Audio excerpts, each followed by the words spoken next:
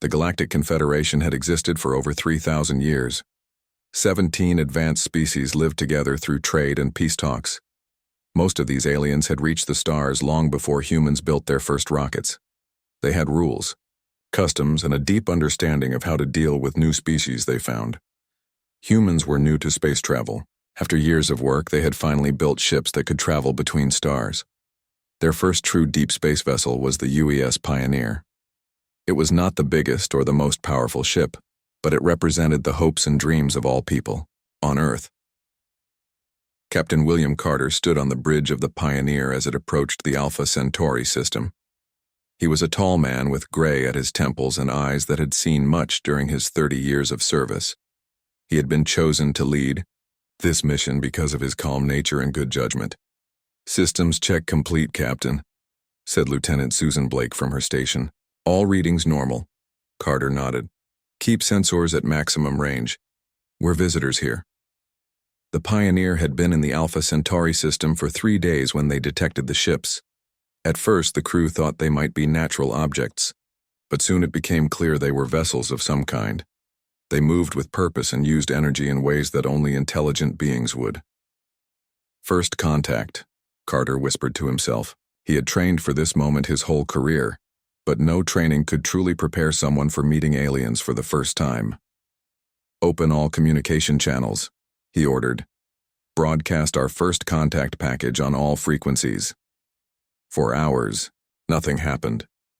The alien ships kept their distance, neither approaching nor running away. Then, finally, a signal came through. The beings called themselves the Zellarians. They were one of the 17 species of the Galactic Confederation. Through simple images and mathematical formulas, the two groups began to understand each other. Dr. Samantha Reeves led the communication team. She had spent her life studying how language worked and how different cultures might talk to each other. Even though she had only worked with Earth languages before, she quickly began to see patterns in the Zellarian messages. "They're cautious but friendly," she told Carter after the first day of exchanges. "They seem surprised to find us here, but not upset." Plans were made for a formal meeting. The Pioneer would dock with the main Zellarian vessel. Captain Carter would lead a small team to meet the aliens face to face. On Earth, people waited for news with excitement. Humanity was not alone in the universe, and their first neighbors seemed peaceful. It was everything they had hoped for, but not everyone in the galaxy wanted peace. Far from Alpha Centauri, in a dark room on a planet humans had never heard of, members of the Tarkash Dominion made plans of their own. The Tarkash were not part of the Confederation. They had been fighting against it for centuries, taking worlds when they could, hiding when they could not. "These humans are perfect," said War Leader Krell to his council. "They are unknown. No one will expect our attack to come from their direction." On the day of the meeting, Captain Carter led his team to the docking area. With him were Dr. Reeves, Security Chief John Miller, and Science Officer Maria Rodriguez. Each had been chosen for their skills and their ability to stay calm under pressure. "Remember," Carter told them as they prepared to open the airlock, "we represent all of humanity today." The Zellarians waited on the other side. They were tall, beings with smooth blue skin and 4 arms. They wore simple white clothing that seemed to shine slightly in the light. They bowed deeply when they saw the humans. Through the translation devices Dr. Reeves had prepared, the Zellarian leader spoke. "We welcome you to the stars, humans of Earth. Long have we watched your world from afar, waiting for the day you would join us." Carter was about to reply when alarms began to sound throughout both ships. "Captain," the voice of Lieutenant Blake came through his communicator. "Unknown vessels approaching at high speed. They're charging weapons." Before anyone could react, explosions rocked both ships. The docking tube between them twisted and tore. Emergency doors slammed shut, trapping Carter and his team with the Zellarians.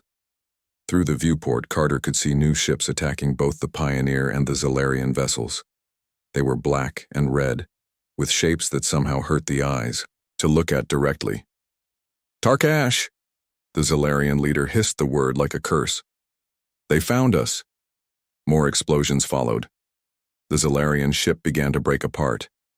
Carter watched in horror as the Pioneer was hit again and again. Fire bloomed in space where there was just enough oxygen escaping from the damaged hull to burn briefly before being snuffed out in the vacuum. "We must reach the escape pods," the Zalarian leader said, pulling at Carter's arm. "There is nothing we can do for either of our ships now." As they ran through the damaged corridors of the Zalarian vessel, Carter saw the Pioneer break in two through a viewport. His ship, his crew, gone in moments.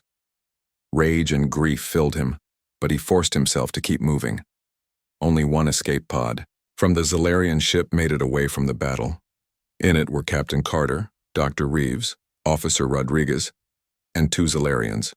Security Chief Miller had been lost when part of the corridor collapsed. As the small pod sped away, they watched, the destruction behind them. The Tarkash ships finished their work, then left quickly, not even bothering to hunt down the escape pod. "Why?" Carter asked the Zalarian leader. "Why would they do this?"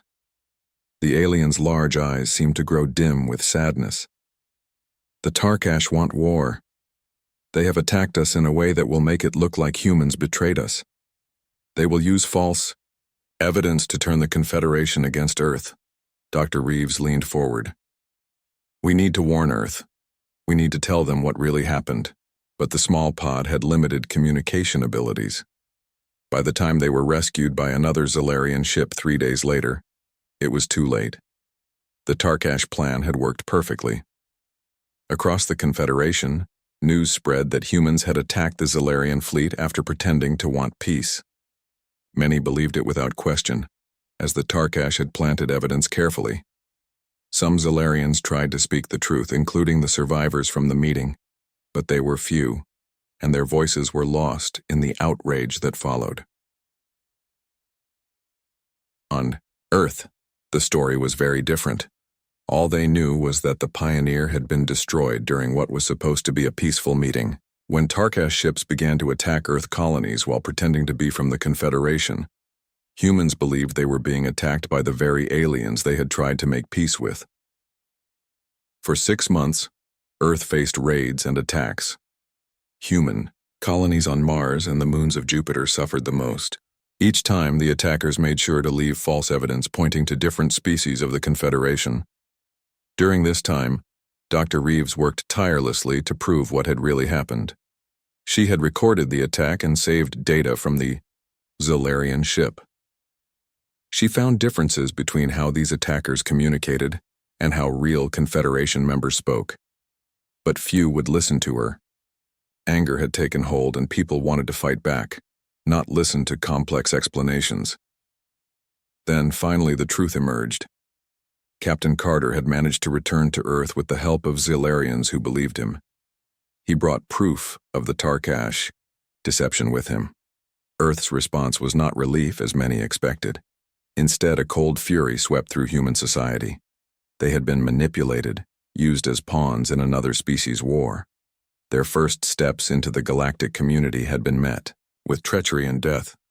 The United Earth Council called an emergency session. Representatives from every nation gathered to decide how humanity would respond. Ambassador Henry Peters rose to speak. He was normally a quiet, thoughtful man, known for finding peaceful solutions to problems. But today, his voice rang with steel as he addressed the council.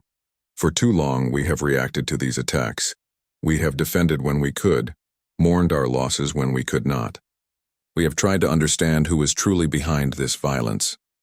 He paused, looking at each council member in turn. "Now we know. The Tarkash Dominion believed they could use humanity as a tool in their games. They believed we would be easy to manipulate, easy to turn against potential allies. They were wrong." The room was completely silent as he continued. "Today, humanity does not seek peace. Today, humanity declares war. Not against the Confederation that might have been our friends, but against those who made friendship impossible. The Tarkash will learn what it means to have humanity as an enemy." The vote was unanimous. For the first time in its history, United Earth would go to war against an alien power. Across the galaxy, Species who had lived in peace for centuries felt a chill run through them. Something new had entered the galactic stage, something unpredictable and dangerous when threatened. The day humanity declared war would soon become a date that all species would remember with fear. The Tarkash Dominion had made a terrible mistake. They had studied humans for months before their attack. They watched human broadcasts, read human books, and learned human history. But they missed something important about human nature. When, pushed too far, humans did not fight just to defend themselves. They fought to win completely. 2 weeks after Earth declared war, leaders from all nations met again. This time they gathered at the Global Military Command in Geneva. The room was filled with generals, admirals, scientists, and diplomats. All came with the same purpose: to plan how humanity would fight this war. General Lisa Montgomery stood at the front of the room. She was shorter than most people expected, but when she spoke, everyone listened. She had led Earth forces during the early attacks and knew the enemy better than anyone. "The Tarkash expect us to act like other species they've fought before," she said. "They expect us to follow the usual steps of war. First, small fights at the edges of our space. Then larger battles over important places. Finally, peace talks where both sides give up something." She shook her head. "We will not do what they expect. We will not fight small battles. We will not give them time to adjust. From this day forward, we fight with everything we have until the Tarkash Dominion no longer exists as a threat to anyone." This became known as the doctrine of total response. It shocked many of the diplomats in the room. Some argued for a more careful approach, but when they remembered the hundreds of lives lost on the Pioneer and in the colony attacks, they agreed to the plan. While the leaders talked, Earth prepared for war. In research centers around the world, scientists worked day and night. Chief Science Director Alan Wright led these efforts. He was an older man with kind eyes and hands that shook slightly when he was tired, but his mind was as sharp as ever. "We don't need to invent new weapons," he told his team. "We need to use what we have in ways no one has thought of before." This was exactly what they did. Human ships were not as advanced as alien vessels. Human weapons could not fire as far. Human shields could not block as much damage. But when these technologies were combined in new ways, they became something the galaxy had never seen before. One example was the Firefly system. Alone, small drones and electromagnetic pulse devices were not very powerful. But when thousands of drones each carried a tiny EMP device and attacked together, they could shut down even the largest enemy ships. Another example was the shield mirror. Earth ships could not create shields as strong as Tarkash ships, but they found a way to catch enemy weapon fire in a special shield and then send it back at the attacker. While scientists built these new systems, another group worked on something just as important. Frank Johnson ran the intelligence division. His job was to learn everything about the enemy and to make sure the enemy knew very little about humans.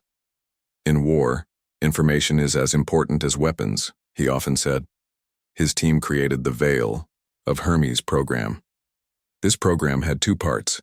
First, they spread false information. They let the Tarkash capture ships with fake plans. They sent messages they knew would be intercepted. They made the enemy believe humans would attack in one place when they planned to attack somewhere else. Second, they studied how the Tarkash thought and fought.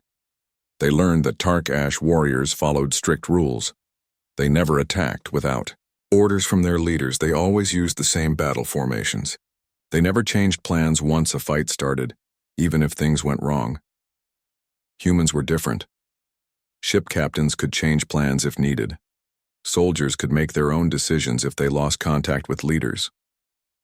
This made human forces much harder to predict.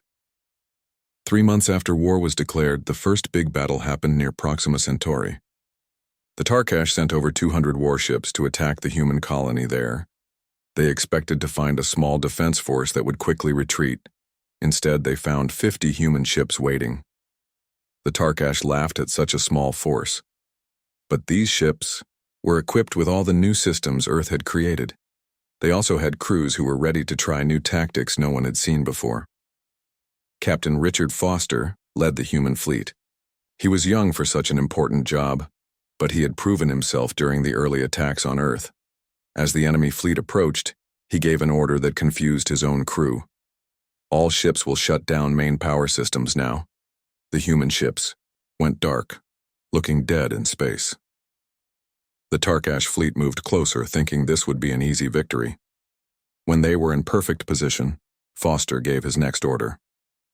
Execute Operation Thunderclap. In that moment, all 50 ships powered up at once. Thousands of Firefly drones launched from hidden bays. Shield mirrors activated, ready to catch and return enemy fire. And a new weapon, the Graviton Sling, created fields that pulled Tarkash ships toward each other, making them crash. The battle lasted less than 2 hours. When it ended, more than 180 Tarkash ships were destroyed or captured. The remaining ships fled back to their territory. News of the battle spread quickly across the galaxy. The Galactic Confederation had been watching carefully, unsure which side to support. Many species still believed humans had attacked the Zolarians first, but after seeing how humans fought, they decided to stay neutral. A meeting of Confederation leaders was called to discuss the war. Representatives from all 17 species gathered in their great hall on the neutral planet Harmonium. The Sithari spoke first. They were the oldest species in the Confederation, with skin like ancient tree bark and eyes that had seen thousands of years of history. We have all fought wars, they said, but this is different. These humans do not fight like any species we have known. The Zolarian representative nodded. The Tarkash expected them to follow the normal patterns of conflict, but humans have no pattern. They adapt too quickly. They take risks no sane species would consider. Should we help the Tarkash? Asked the Volith representative. If humans destroy them, who will they turn against next? The room went quiet, as everyone considered this question. Then the Zolarian spoke again. I have met these humans. I survived the attack that started this war. They do not want to fight us. But they will not stop fighting those who attacked them first. The Tarkash made this war. Let them face it alone. In the end, the Confederation decided not to get involved. They would watch and wait. Meanwhile, the war continued. Human forces pushed deeper into Tarkash space each week. Unlike other wars the galaxy had seen, humans did not stop to secure each captured planet or system.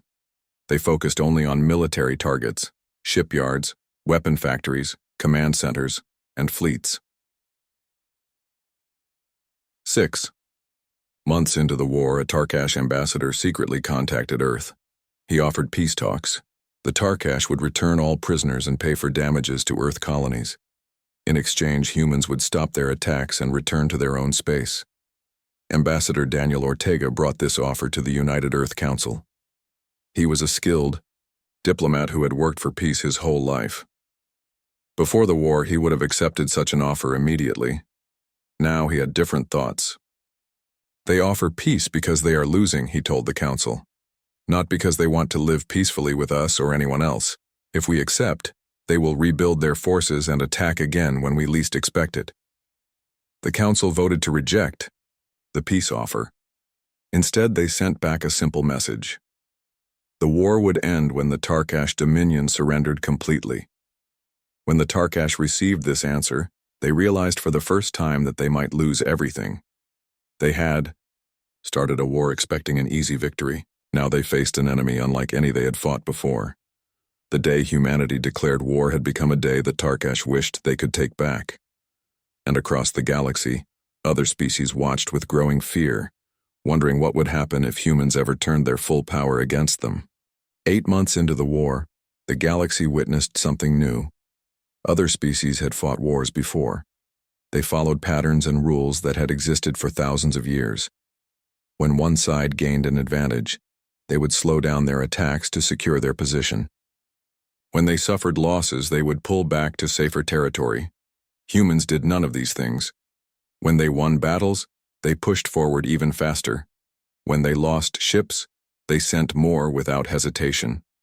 They did not follow the familiar steps of galactic conflict that all other species understood. The Galactic Confederation called this the escalation ladder. It was like climbing up steps, with each step being a stronger type of attack. Species would slowly move up these steps during a war, giving their enemy time to decide if they wanted to keep fighting or make peace. Humans ignored the latter completely. From the moment they declared war, they used everything they had. There were no steps, no pauses, no chances for the Tarkash to catch their breath. Major Nicole Davis was the perfect example of this human approach. She commanded the UES Shadow Strike, a ship designed to be nearly impossible to detect. Before the war, such ships were used only for scouting and gathering information. No species would use their most secret technology for direct attacks. Davis changed that. Her ship would appear suddenly in Tarkash territory, attack important targets, and disappear before the enemy could respond. She did not target military ships or bases. Instead, she focused on things that helped the Tarkash war: effort, fuel depots, communication centers, supply warehouses, and transport ships. Every bolt and wire that reaches their shipyards is a weapon that will kill our people, she told her crew. Our job is to make sure those supplies never arrive. After each attack, she would send the same message to nearby Tarkash worlds. This is Major Nicole Davis of the UES Shadow Strike. Your leaders started this war. Tell them to surrender and it will end. Her name became feared throughout Tarkash space. Some of their leaders wanted to send large fleets to hunt down the Shadow Strike, but they could not spare the ships. Human forces were attacking everywhere, and the Tarkash were losing more territory each day. Even as the war expanded in space, Earth worked hard on the diplomatic front. Ambassador Daniel Ortega met regularly with representatives from the Galactic Confederation. He did not ask for their help in the war. Instead, he made sure they understood why humans were fighting and warned them against helping the Tarkash. We have no desire for conflict with any species except those who attacked us first, he told them during a meeting on the neutral world of Harmonium. But know this: anyone who aids the Tarkash becomes our enemy as well. He showed them proof of the original deception that started the war. Most Confederation species now believed that humans had been tricked and had the right to respond. But many were uncomfortable with how humans fought. War in the galaxy had followed certain rules. For thousands of years, humans broke all those rules. The Sithari, the oldest species in the Confederation, decided to step in. They had seen many wars over their long history, and had often helped bring them to peaceful ends. A delegation of their wisest members traveled to Earth to meet with human leaders. We understand your anger, said the head of the delegation. The Tarkash acted dishonorably, but surely now, after so many victories, you can consider peace talks. The balance can be restored without destroying an entire civilization. Admiral Patricia Rivera represented Earth at this meeting. She was an older woman who had seen more battles than anyone in the room. She listened politely to the Sithari, then gave a response that was reported across the galaxy. The time for words ended when the last transmission from the Pioneer was cut short. Return to your worlds, and be grateful we do not consider you complicit. The Sithari delegation left Earth the same day. When they reported back to the Confederation, many species were shocked by the human response. Some began to fear that humans might be a greater threat than the Tarkash had ever been. As the 9th month of war began, the mighty Tarkash Dominion had lost more than half its territory and most of its fleet. Their economy was in ruins. There, people were suffering from shortages of food and medicine. Some outer worlds had already surrendered to human forces, hoping for better treatment than their own leaders had given them. In desperation, the Tarkash sent representatives to the Galactic Confederation. They formally requested military assistance, claiming that humans were violating the ancient laws of war and threatened all civilized species. The Confederation called an emergency meeting to consider this request. Representatives from all 17 member species gathered in the Great Hall on Harmonium. The debate lasted for 3 days. Some argued that humans were indeed dangerous and unpredictable. If they destroyed the Tarkash completely, they might turn on the Confederation next. Others pointed out that humans had been attacked first and were simply defending themselves, even if their methods were unusual. In the end, the Zalarian representative's words carried the most weight. I was there when this war began, he said. I watched humans try to make peace with us only to be betrayed and killed. Yes, they fight in ways we find disturbing, but they fight those who have earned their anger. The Tarkash made this enemy. Let them face the consequences. The vote was 14-3 against helping the Tarkash. The Confederation would remain neutral. When the Tarkash learned of this decision, panic spread through their leadership. They had believed until the last moment that the Confederation would help them. Now they stood alone against an enemy they could not stop. Some Tarkash commanders suggested surrender. Others wanted to continue fighting to the last ship. Their supreme leader, War Master Krell, had a different idea. In a secret meeting with his most trusted officers, he revealed a plan that had been hidden for centuries. Our ancestors built weapons more powerful than anything the galaxy has seen, he told them. Weapons that were sealed away because even our people feared them. The time has come to open the vaults beneath our homeworld. His officers were shocked. The forbidden weapons were banned by agreements that went back to the founding of the Tarkash. Dominion. Using them would violate laws that even their aggressive species had always respected. Would you rather see our civilization destroyed? Krell demanded. Humans have left us no choice. They refuse reasonable peace terms. They push forward, without pause. If we must break ancient laws to survive, then so be it. One by one, his officers agreed.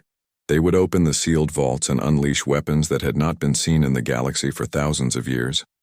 What they did not know was that a human intelligence ship was in orbit around their homeworld, recording everything. Within hours, Earth knew about the Tarkash plan. President Kevin Russell called an emergency meeting of his top military and scientific advisors. The room was silent as they listened to the recording from the Tarkash meeting. What kind of weapons could they have that are so terrible even they locked them away? Asked Defense Minister Julia Martin. Dr. Paul Newman, the head of Earth's most secret research division, spoke up. Based on what our probes have detected near their homeworld, they may have technologies that can destabilize stars, create artificial black holes, or even tear holes in the fabric of space itself. The room was silent as everyone considered what this meant. Then we need to strike now before they can use these weapons, General Montgomery said. No, Dr. Newman replied. I have a different idea. One that will end this war and send a message to every species in the galaxy. As he explained his plan, faces around the table showed shock, then understanding, and finally, grim approval. It would be dangerous. It would require the best people Earth had, but if it worked, it would do more than win the war. It would show the galaxy why all species should fear the day humanity declares war.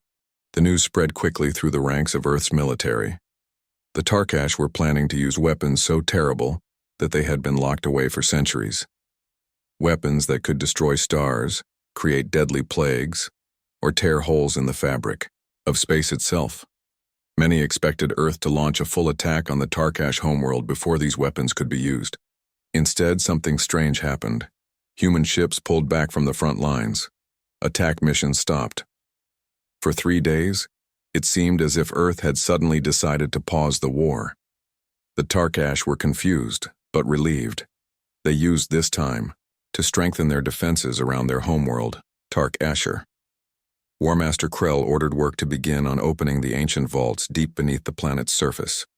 These vaults had been sealed for thousands of years, protected by locks and barriers that their own people had designed to be nearly impossible to break. Work faster, Krell told the scientists and engineers. The humans will not stay away for long. He was right. On the 4th day, Earth revealed its plan.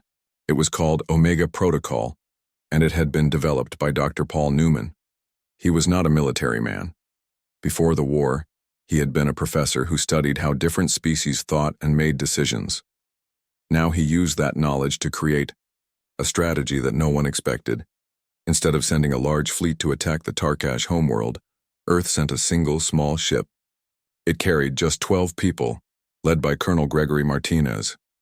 He was not famous like Major Davis or Admiral Rivera. He had never led a major battle, but he had a perfect record of completing impossible missions.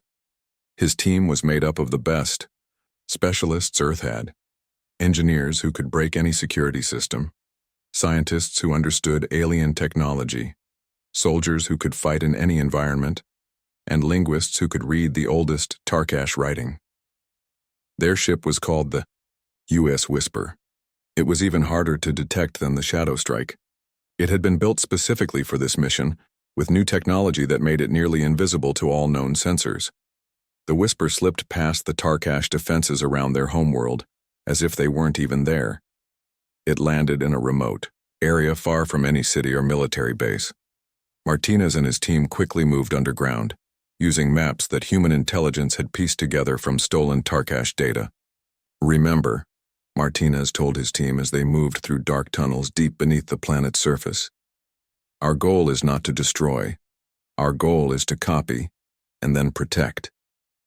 This was the brilliant core of the Omega Protocol. Most species would try to destroy the forbidden weapons before they could be used. Humans had a different plan. For 3 days, Martinez and his team worked in secret. They followed the same tunnels that Tarkash engineers were using to reach the ancient vaults. They stayed hidden, watching as the Tarkash worked to break through the final barriers.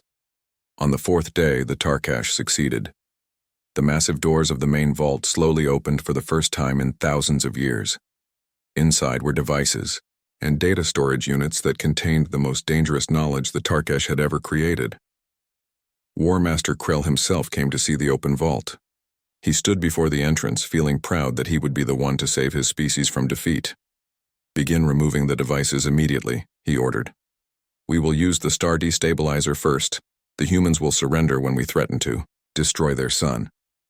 What Krell didn't know was that Martinez and his team were hiding nearby, recording everything. As soon as the vault was open, they put their plan into action. While the Tarkash were focused on removing the weapons, half of Martinez's team slipped into the vault through a different entrance they had discovered. They did not try to take the weapons. Instead, they used special devices to copy all the data and specifications from each piece of technology. The other half of the team, led by Martinez himself, planted small devices throughout the vault and the tunnels leading to it. These were not bombs. They were something more clever. When all was ready, Martinez's team returned to their ship and took off, again passing through the Tarkash defenses without being detected. As they left the planet's atmosphere, Martinez sent a coded message to Earth. "Omega Protocol complete." 2 days later, War Master Krell gave the order to activate the first of the forbidden weapons. It was aimed at a human outpost on the edge of Tarkash space. The weapon was designed to create a small, controlled black hole that would destroy everything in the system. When the Tarkash engineers tried to activate it, nothing happened. They checked all systems and found that the weapon had been completely erased from inside. All its key components had turned to dust. Krell was furious. "Try the next weapon," he ordered. But when they tried to use the plague generator, the same thing happened. And then the space tier device and every other weapon they had removed from the vault. In a rage, Krell ordered his people to return to the vault for more weapons. But when they arrived, they found all the remaining devices were also destroyed. The entire vault had been emptied of its deadly knowledge. That's when a message appeared on every screen and communication device across Tarkash space. It showed the face of Earth's president, Olivia Campbell. "People of the Tarkash Dominion," she said, "your leaders have attempted to use weapons so terrible that your own ancestors locked them away. They have failed. The devices have been neutralized." She paused, and her expression became even more serious. "What you do not know is that before they were destroyed, we copied all specifications and data from these weapons. We now possess the knowledge your ancestors feared. We have no intention of using it. Unlike your leaders, we understand that some technologies are too dangerous to exist." Her eyes seemed to look directly at Krell as she continued. "Remember this restraint the next time you consider moving against humanity. We could have taken your forbidden weapons and used them against you. Instead, we ensured they can never be used by anyone. This is how humans wage war.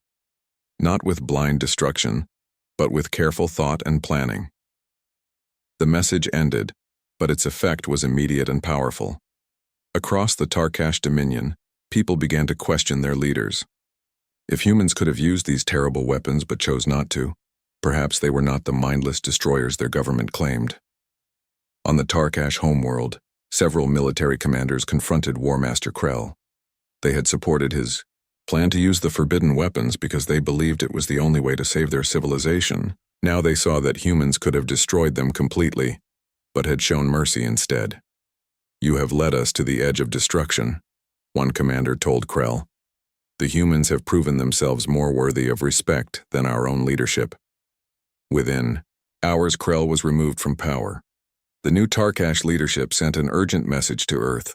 They were ready to discuss terms of surrender. When the news reached the Galactic Confederation, many species were shocked. The Tarkash, who had been one of the most aggressive powers in the galaxy for centuries, had been defeated in less than a year. Even more shocking was how humans had won. They could have destroyed the Tarkash completely. They had the knowledge and power to do so. Instead, they had chosen a path that ended the war with minimal additional loss of life. The Sithari representative spoke for many when he said, "We have misjudged these humans. They are more dangerous than we feared, but also wiser than we expected." Across the galaxy, species who had watched the war with growing concern now looked at Earth with new eyes. Humans had proven they were a force unlike any the galaxy had seen before, and all remembered the day this strange new power had declared war.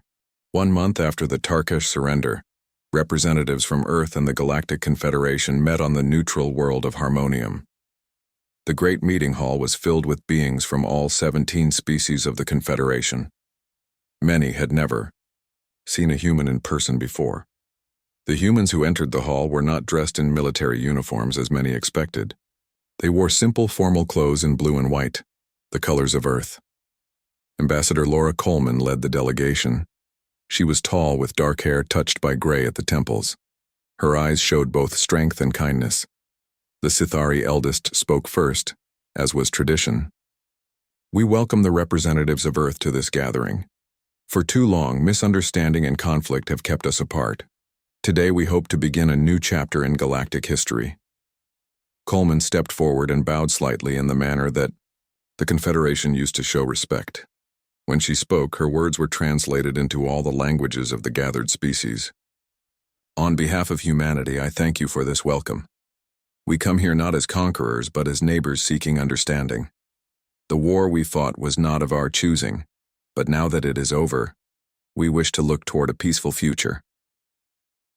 For 3 days, the delegations discussed the terms that would bring Earth into the Galactic Confederation as its 18th member.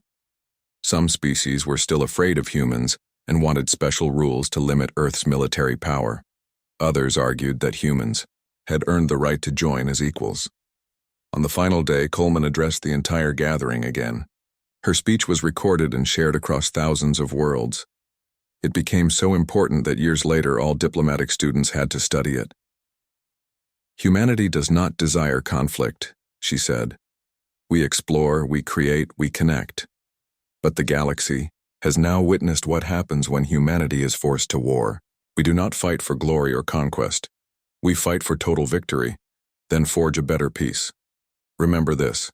Should any species ever again mistake our preference for peace as weakness." She paused, looking around the room before continuing.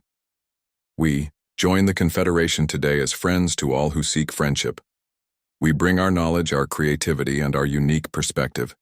We ask only to be treated as equals and to be allowed to help build a safer galaxy for all species." The vote to accept Earth into the Confederation was nearly unanimous. Only one species, the methane-breathing Vorax, voted against it. They had been close allies of the Tarkash for centuries and still resented humans for defeating them.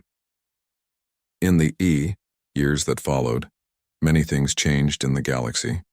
The terms of the Tarkash surrender were unlike anything seen before. Earth did not demand territory or resources. They did not even ask for major payments to cover the cost of the war.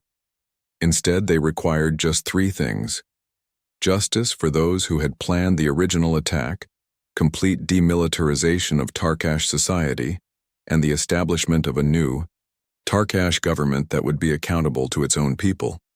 Many in the Confederation were surprised by these terms.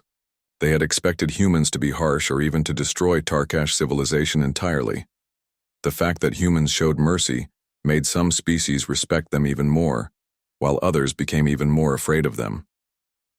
"They are confident enough to be merciful," said one Zalarian philosopher. "That is the most frightening thing of all."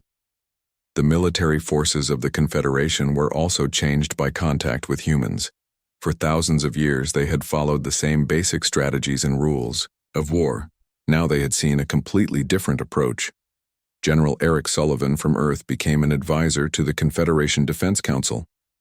He created what became known as the Sullivan Principles for Galactic Security. These principles emphasized being ready to respond with overwhelming force to any aggression, while also creating clear ethical boundaries that should never be crossed. "The goal of military power is not to use it," Sullivan often said, "but to be so clearly capable of using it that no one dares to test you." Many younger officers from various species studied under Sullivan and other human teachers. They brought new ideas back to their own worlds. Some of the older military leaders resisted these changes, but after seeing how quickly and completely humans had defeated the Tarkash, they could not ignore them. 50 years passed. Earth became a respected member of the Galactic Confederation. Humans spread throughout the galaxy, establishing colonies on many worlds and working alongside other species. The story of the Tarkash War faded into history for many, though it was still carefully studied in military academies. Then a new threat appeared at the edges of Confederation space. The insectoid Vcatrix swarms had been traveling between galaxies for thousands of years. They did not communicate or negotiate. They simply arrived, consumed all resources on a planet, and moved on. They had destroyed hundreds of civilizations in other galaxies. When the first Vcatrix scout ships appeared in Confederation space, there was panic. Emergency meetings were called. Some species wanted to try to communicate with the Vcatrix. Others wanted to flee to the far side of the galaxy. Still others froze in fear, unable to decide what to do. The humans suggested a different approach. Grand Admiral Stephanie Morris presented a plan to the Confederation Defense Council. She was the great-granddaughter of one of the officers who had served on the UES Pioneer, the first human ship destroyed in the Tarkash War. "We will not wait for them to attack us," she said.